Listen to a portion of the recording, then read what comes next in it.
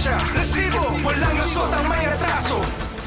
Ang mga nakalap na resibo ngayong hapon, ipinangakong trabaho, it's a prank daw pala. Sa halip na kumita, makakalabuso pa.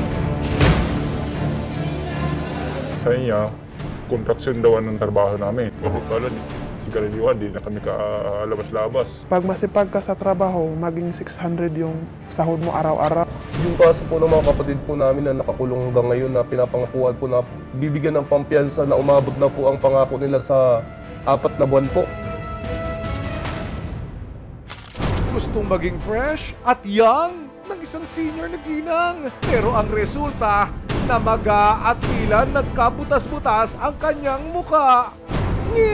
Anyari? Sabi niya, punta ka rin, magaling Mars. Ay tita, sabi niya ganon. Hindi na Botox kasi yung Botox 3 months lang. Collagen na lang. Pumayag akong collagen. Kasi magpapatread din ako ng vitamin C. Lagyan na kita habang naghihintay kang 1 oras. Pumayag ako. Matapos ang treatment sa isang beauty clinic, unti-unti lang napansin ng biktima na tila nawala ang kanyang beauty. Ang pinaglalaman ko dito, hindi ko alam ang ginawa. Nasirang pa ako. Hindi balik kung sinira na yung kamay ko, paa. Wag lang itong mukha ko. Hindi mo mabibili sa pera to. Ano mang reklamo, bibigyan tugon. Bawat hinaing at problema, hahanapan ng solusyon. Ito, ang bago ninyong sandigan, hindi palalampasin ang mga tiwali at maling gawi. Dito, walang ligtas ang abusado at lalong walang lusot ang may atraso. Dahil ang lahat, hahanapan natin ang resibo. Magandang hapon, ako po si Emil Sumangil. Mga trabahador mula Visayas at Mindanao ang nasilaw sa pangako ng ilang recruiter na legit daw na trabaho sa isang factory o construction site. Pero pagdating sa Pangasinan, ibang trabaho ang kanilang dinatnan at malayo raw sa napag-usapan. Ang pangarap nila, isang magandang bukas, bakit naman sila bumagsak sa likod ng rehas? November 28, 2023, isang raid ang isinagawa ng mga operatiba ng Criminal Investigation and Detection Group o CIDG Pangasinan sa isang pagawaan daw ng peking sigarilyo. Arestado ang mga dayuhang may-ari pati na ang mahigit 100 trabahador nito. Ang masaklap, hindi naman daw ito ang trabahong inoohan ng mga nahuling empleyado. Agad silang dinala sa custodial facility ng Balongao District Jail sa Pangasinan. 41 sa mga trabahador na galing pang Masbate, napasok lang daw sa pabrika nang ma-recruit sila ng isang taong. Pero teka, wala naman daw sa job offer ang halos kalahating taon sa kulungan, Mr. Recruiter. Kuya ko yung na-recruit na para magtrabaho ng construction. Ang sabi po nung recruiter sa kanya ay sa pabrika po ng plastic at saka wala pong problema doon sa pinasukan nila kasi libre po lahat. Pagkain, 500 per day. Ang mga trabahador na naaresto sa construction at pagawaan ng plastic daw ang sinang-ayunang trabaho. Pero pagdating sa lugar, pagawaan daw pala ng sigarilyo ang kanilang bagong workplace. Pag napunta na kami dito sa Pangasinan, yung padok na kami, hindi na kami lalabas. Gali pabrika gali sa sigarilyo na. Naisip ko nga, maayos naman kay malaki naman sahod, libre-libre tanan. Nang makarating sa pabrika, nagulat daw sila nang malaman ang trabahong pinasok nila. At nang maranasan ang mahigpit na pamamalakad sa loob nito. Higpit na nasa loob. Kapag pag obra na ako sa doon na kayo, makain na kayo. Hindi naman kami kalabas-labas. Susunod! Dahil mahigit 100,000 piso ang piyansa, inaalala ng pamilya ng mga biktima kung makakalaya pa ang kanilang mga kaanak. Titindig ka. Pes, tulungan tayo. Kahit anong pambabanta nila, papakulong natin sila. Abangan mamaya, gustong maging fresh at young ng isang senior na ginang. Pero ang resulta, namaga at tila nagkabutas-butas ang kanyang muka. Anyari? Ebidensya, resibo, walang lusot ang may atraso. Ebidensya, resibo, walang lusot ang may atraso.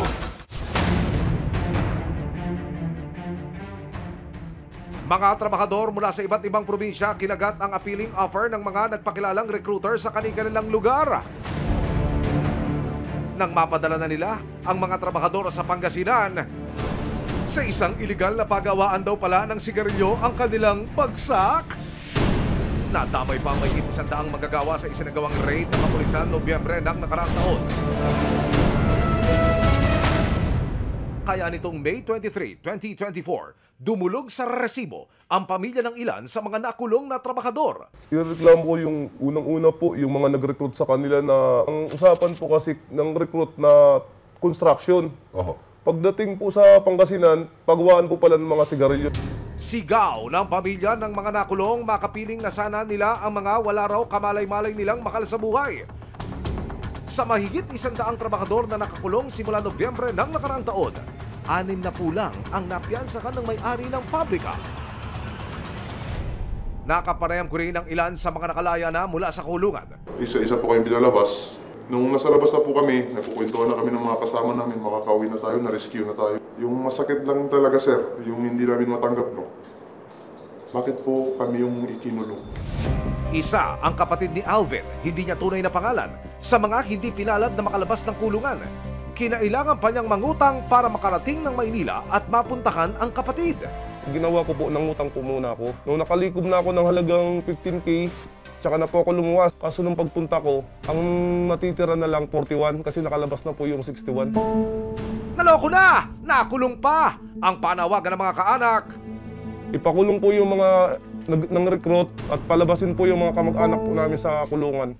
Pebrero nitong taon, pinyansakan ng kumpanya ang karamihan sa mga nakulong at ngayong Mayo, mayroon daw ulit mapipiyansakan. Kabilang dito ang kapatid ni Alvin. Binantayan ng resibo kung tutupad ba sa usapan ang employer. 4 na oras din na lumipas, dumating na rin ang kanilang pinakahihintay.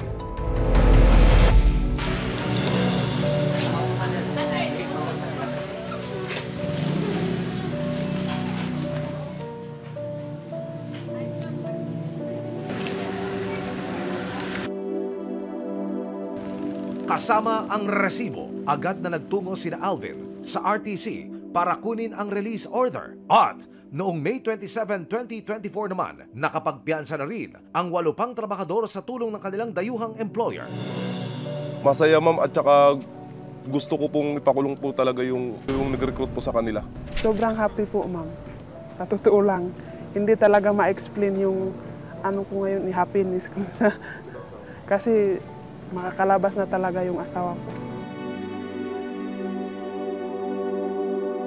Kikindig ka. Pres, tulungan tayo. Kahit ano pong babanta nila, papakulong natin sila. Para sa mga natira pa sa kulungan, nangako ang employer na sasagutin din daw nila ang piyansa ng mga ito. Aantayin ko pa rin po yung sinabi sa akin at pinangako sa akin ng attorney na pag nakapasa po ako ng release order, bibigay po siya ulit ng pampiyansa. Susunod!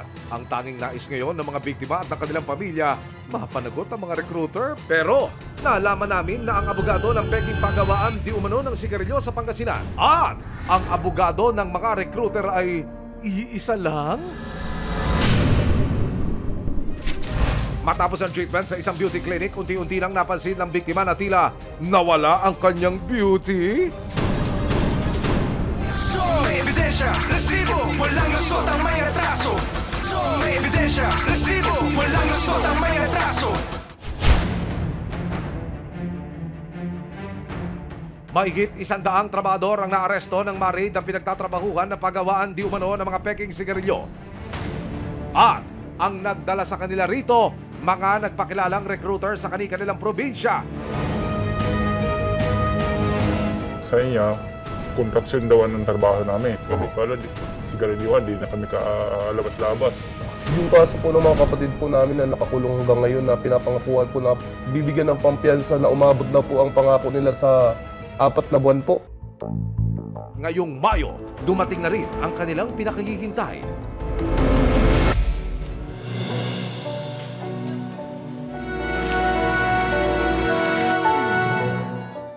Pinuntahan ng resibo ang barangay kung saan daw nakatira ang lalaking nag-recruit kina Tristan, Kokoy at Billy. Hindi nila tunay na mga pangalan. Sinubukan ng resibo na makausap ang isa sa mga recruiter na itinuturo ng mga biktima pero tumanggi siyang humarap sa kamera. Ang kanyang abogado na lang daw ang magbibigay ng pakayag para sa kanya. Pero ang abogado ng mga dayuhang may-ari ng pabrika, siya rin palang abogado ng mga recruiter. Hindi humarap sa resibo ang abogado ng kumpanyang gumagawa di umano ng mga peking sigarilyo, pero sinisiguro daw nilang makalalaya at tutulungan nila ang mga manggagawa. Nitong May 30, nakatanggap ng isang nakasisindak na anonymous message si Alvin. Gagalit po eh. Bakit daw ganun ang ginawa ko? Tapos hindi ko raw siya kaya. Bakit daw nagpa-video pa ako? At sinabi niya kung ako lang hindi ko raw po siya kaya. Madali na daw po akong hanapin pagka ginusto niya. Kaya naman hindi na raw sila mag-aaksaya ng oras. Magsasampa na ang mga biktima at kanilang kaanak ng kasong serious illegal detention, large-scale estafa at illegal recruitment laban sa mga nagpakilalang recruiter. Susunod na rin daw sa pagsasampa ng pareho mga kaso ang iba pang mga biktima sa kani-kanilang lugar kung sakaling umusad ang kaso at maaresto ang mga nagpakilalang recruiter. Nakakarap sila sa mahigit 10 taon sa kulungan kung mapatunayang may sala. Para kay Alvin, nakapiling man niya ulit ang kapatid, hindi nila kakayaang kalimutan na lang ang kanilang sinapit, lalo na't ang hangad lang naman daw nila'y ang magtrabaho ng marangal at tapat.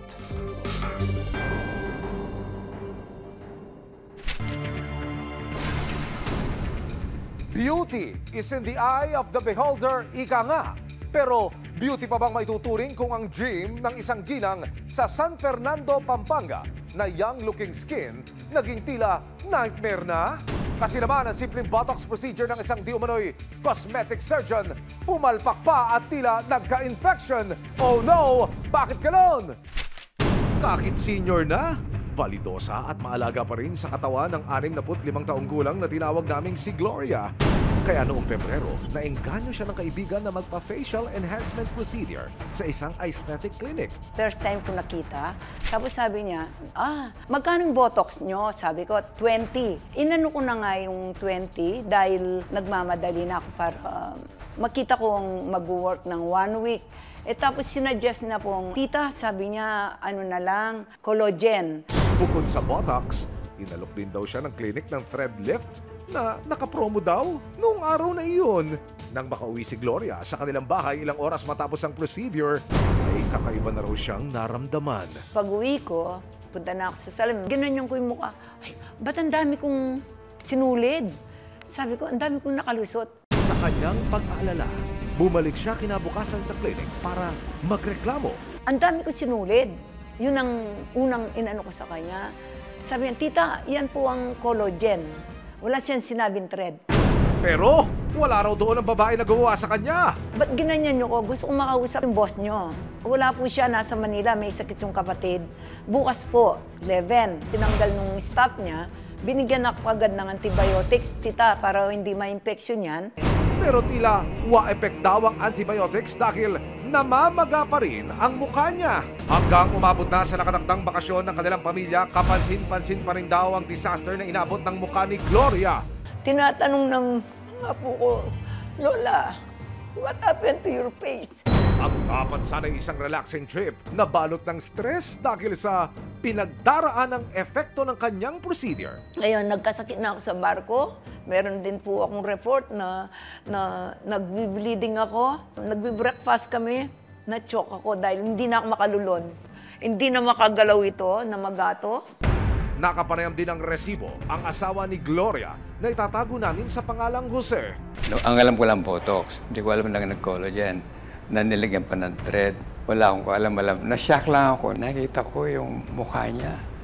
Parang balito na lumalabas. Una green eh. Tapos nag-red. Tapos naging black.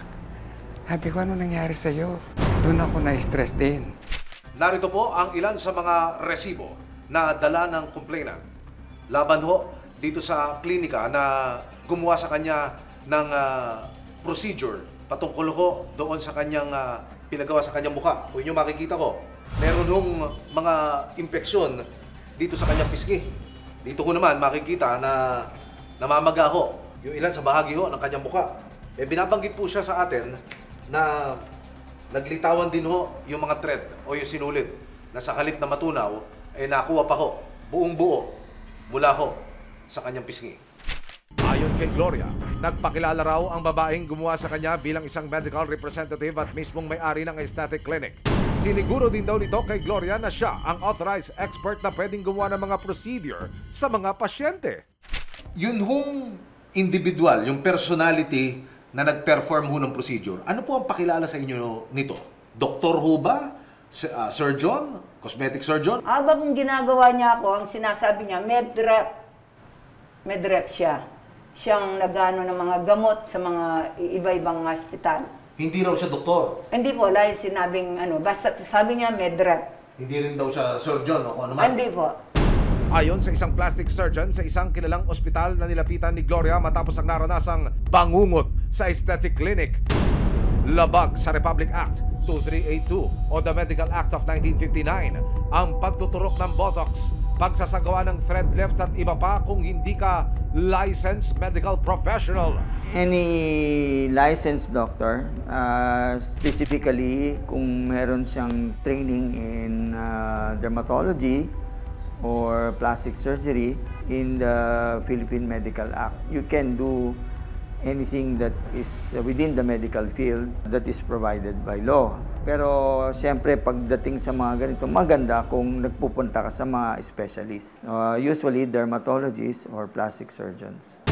Sa pananaliksik ng resibo, hindi dermatologist at hindi doktor ang gumawa kay Gloria. Sinigundahan ng Philippine Dermatological Society na hindi rin siya miyembro ng kanilang grupo. Kapag ganun, that already belongs to the practice of medicine. Dapat, doktor po ang gagawa nun. I mean, it's nice if you can go to a board-certified dermatologist or even a plastic surgeon who can do all those things. Noong May 4, 2024, nagsampa ng kasong estafa at physical injuries ang biktima. Makalipas ang 10 araw, na-dismiss ang kaso. Sinabi po nila, kulang po yung supporting documents, kulang po yung mga binigay naming dokumento. Ang sabi po nila doon, kailangan po kasi meron tayong testimony ng mga ibang doktor na magsasabi na ito yung dapat gawin sa mga procedures na yon. At dahil dismiss ang kaso, inaaral na rin daw nila ang pagsasampa ng kasong paglabag sa Republic Act 2382 laban sa nagpakilalang esthetician na gumawa kay Gloria. Pwede po kami mag-file ulit. Refiling ang tawag kasi hindi naman pinoprohibit ng law natin na mag-file ulit kasi ang dismissal po na ito ay without prejudice. According to the Medical Act of 1959, which is Republic Act 2382, nilalabag po yung batas pag illegal practice of medicine po siya kung walang license yung physician. All what I need is justice to be served to my wife. Sa dinaanan naming hirap, sa nakikita ko sa miss ko, araw-araw umiiyak siya. Nakikita ko ang depression niya, yung traumatic experience niya, napakasakit. Sinubukan ng resibo. Nakuna ng pahayag ang aesthetic clinic na inireklamo ni Gloria, pero hindi sila nagpaunlak ng panayam. Ayon sa kanilang abogado, hindi raw ito ang tamang panahon para magsalita sila tungkol sa mga akusasyon. Ayon sa plastic surgeon na hiningan ni Gloria ng tulong, kailangan daw tanggalin ang mga sinulid na nagdudulot ng impeksyon sa kanyang muka. March 19, 2024, ipinatanggal na ni Gloria ang mga thread o yung sinulid at nilagyan na rin ng gamot ang kanyang mga sugat. Sa katagalan, lumalalim ng lumalalim, baka may matamaan ng mga nerve sa muka na pwedeng maka-paralyze ng isang part ng muka. Pwede rin yung infection na pumasok sa system ng dugo at yun ang magiging tinatawag namin septicemia na magiging life-threatening. Ang impeksyon at sugat sa mukha ni Gloria, nasa 1 taon pa ang tagal ng paghilom. Ang peklat nito, maaaring mas matagal pa. Pero buo ang loob ni Gloria na ibalik ang natural na ganda at habulin ng hustisya.